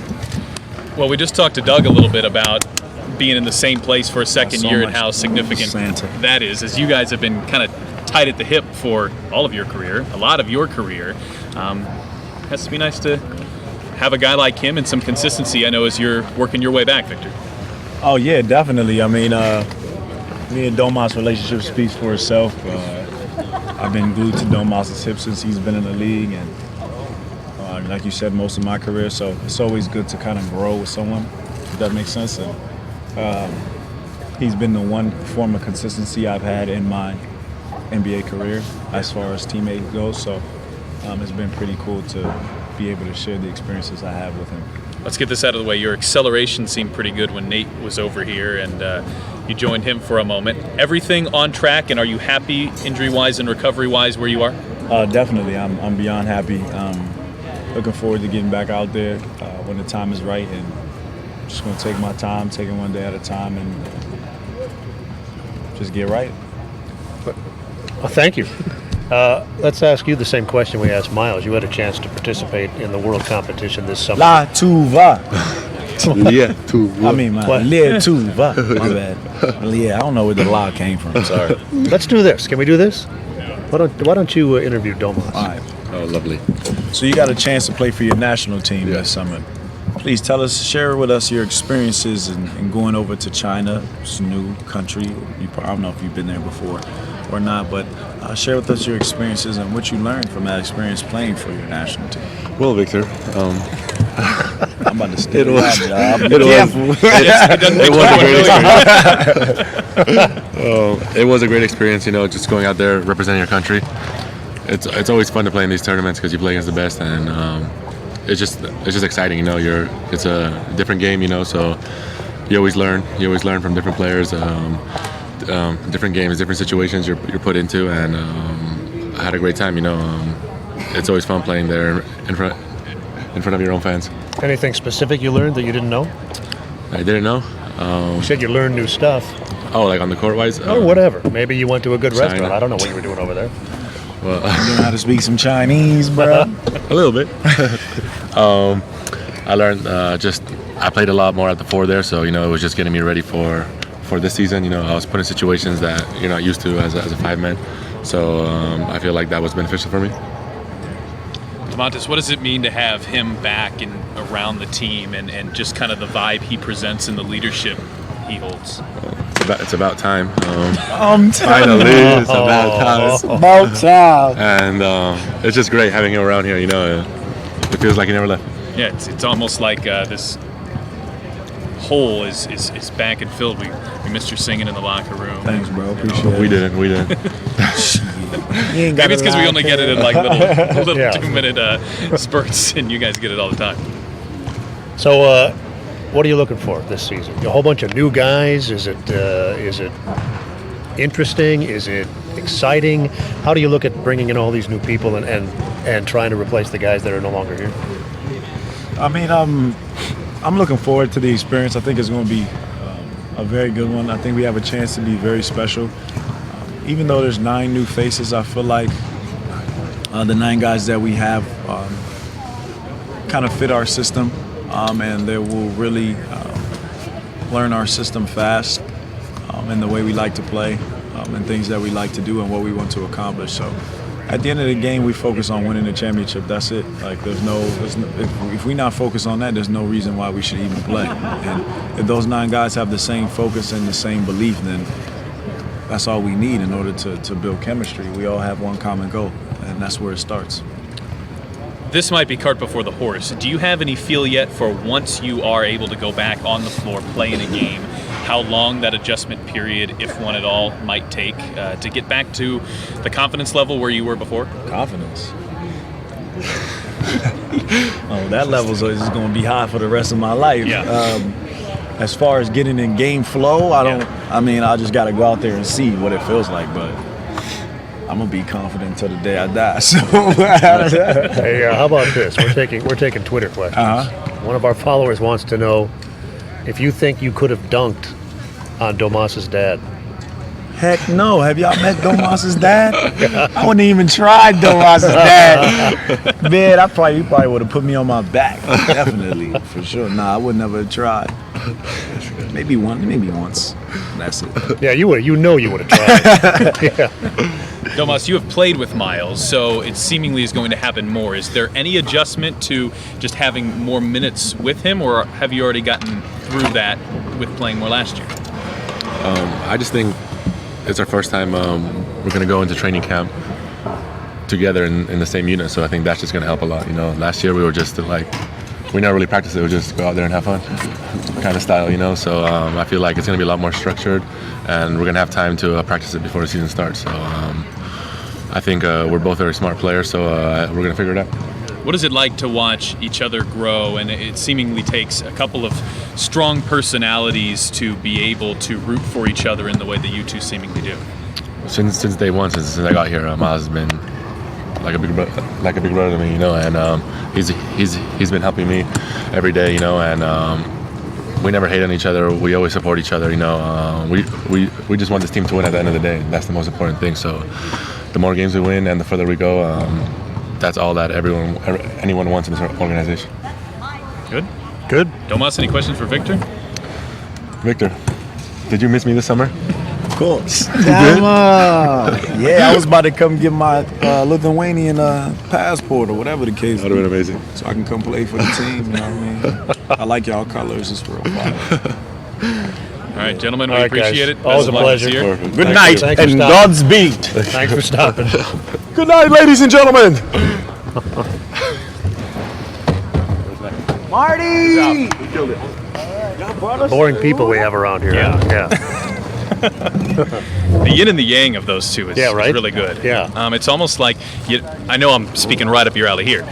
You know how early in Family Guy you would have never imagined that Brian and Stewie would be a good pairing? Kind of like those two. Which one is Brian? Victor is clearly Stewie. Their personalities aren't the same. I just mean, maybe if you didn't know any better and you started following the Pacers like on Wednesday, you might not think that those two would be as close as they are because they're very different different personalities. Yeah, they are. Yeah. They are. It's interesting, not just with those two, but it's interesting to see how people become close when they're. I think sometimes it helps being different. Yes, maybe. I agree. You think Victor would mix well with another guy that was like him? They might drive each other crazy. Fair. Yeah.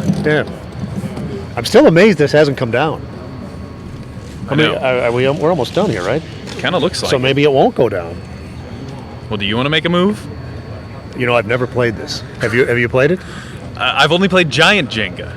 It's different. You need different dexterity for this. All right, I'll make a move. Giant Jenga, you can't accidentally hit the wrong. If I make a move and I succeed, well, then you make a move? Yeah. Okay. I know there's strategy involved, but I have no idea. You can't play these, right? Right. You have to go, okay.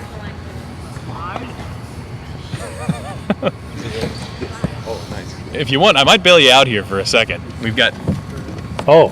Did I make you nervous? No. But please. You Go saved on, me, go- though. go get it. No, No, I you're wanna see you get it.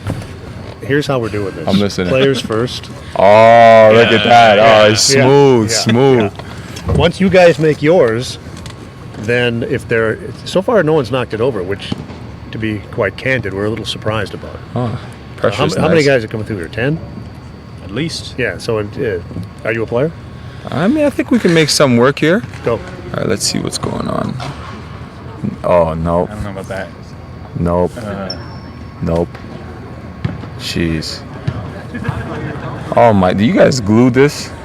Seems like it, doesn't it? Yeah, I was about to say, which one were you going for? This one right here, huh? Yeah, That's a setup right there. yeah, I'm not.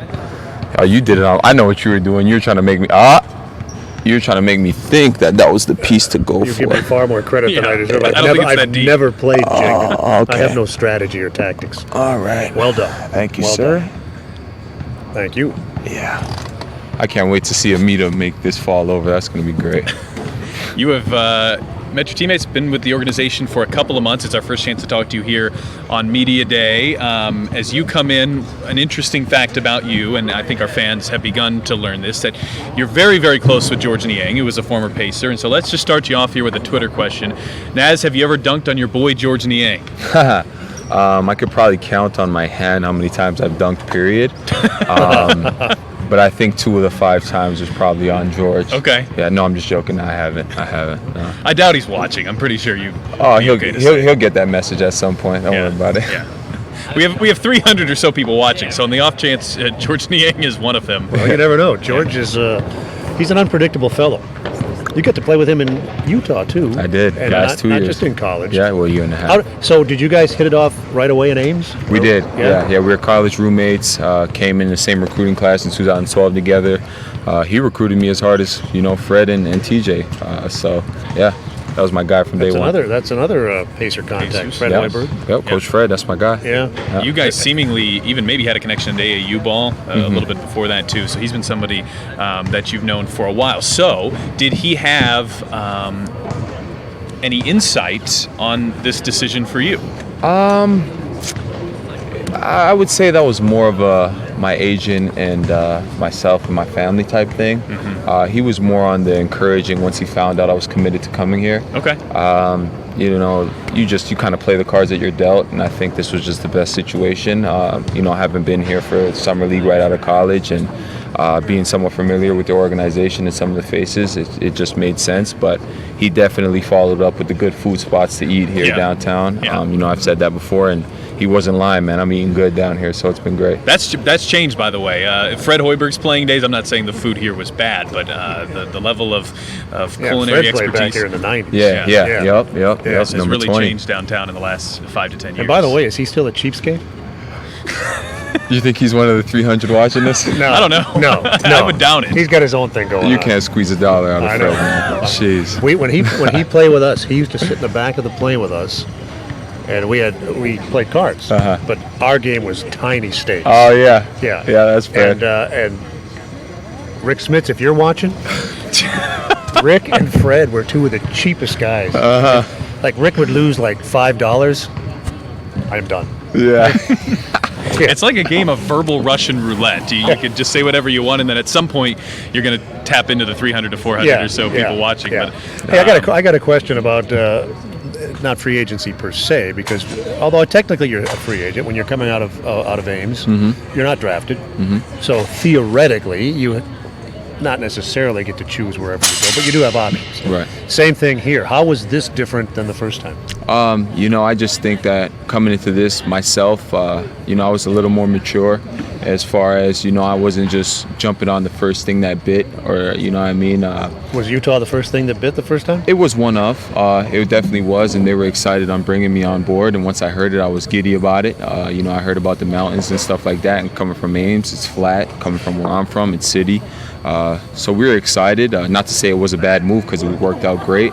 But, we took our time and listened to all the options rather than just a couple. And it all just made sense, like I said. Same agent both times? Different agent. So different approach, perhaps. Different approach. Yeah. Different approach.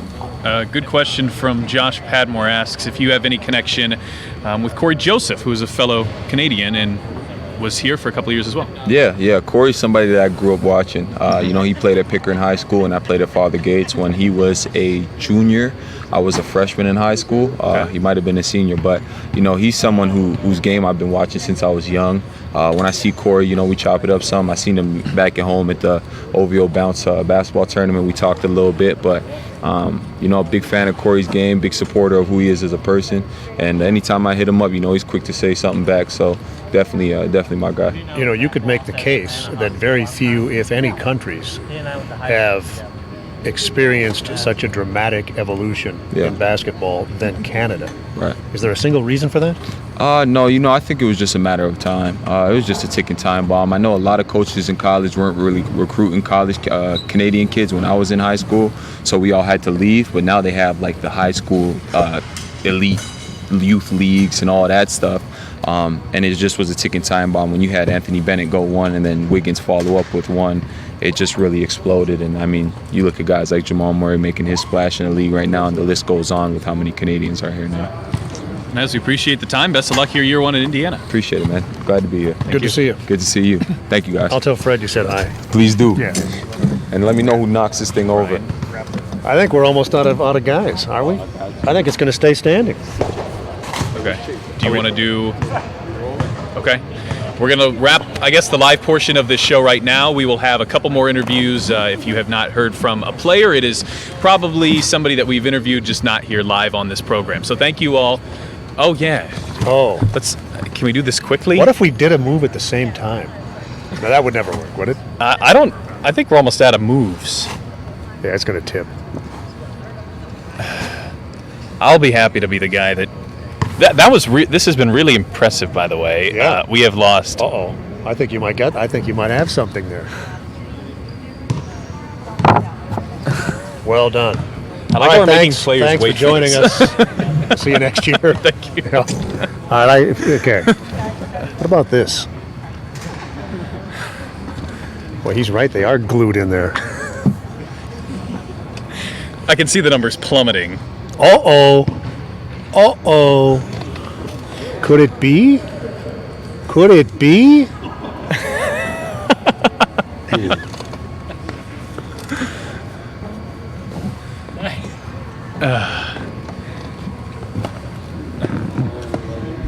Yes.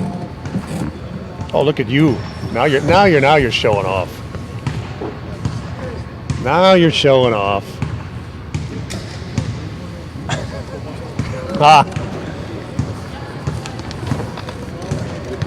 Hey, look. Waiting on us? Guests. Do we want to bring these guys in and let them play? Okay. Are they waiting to chat? This is the post-game show, I guess. Are we leaving it up? Are we still live? Okay. Well, we're out? Okay. Still watching. Thanks for watching Media Day. Plenty of coverage coming to Pacers.com, Pacers social media as well. We'll let you know who won the Jenga game. Maybe a player will knock it down. But also, there will be live radio and television coverage of the games out in India. They start at 9:30 here. 9:30 next Friday morning. Right. 9:30 next Friday morning. You can catch Mark, myself, Kristen, Quinn Buckner will be on the call as well on Fox Sports Indiana. Thank you all for watching. We look forward to bringing you another season of Indiana Pacers basketball here in 2019-2020.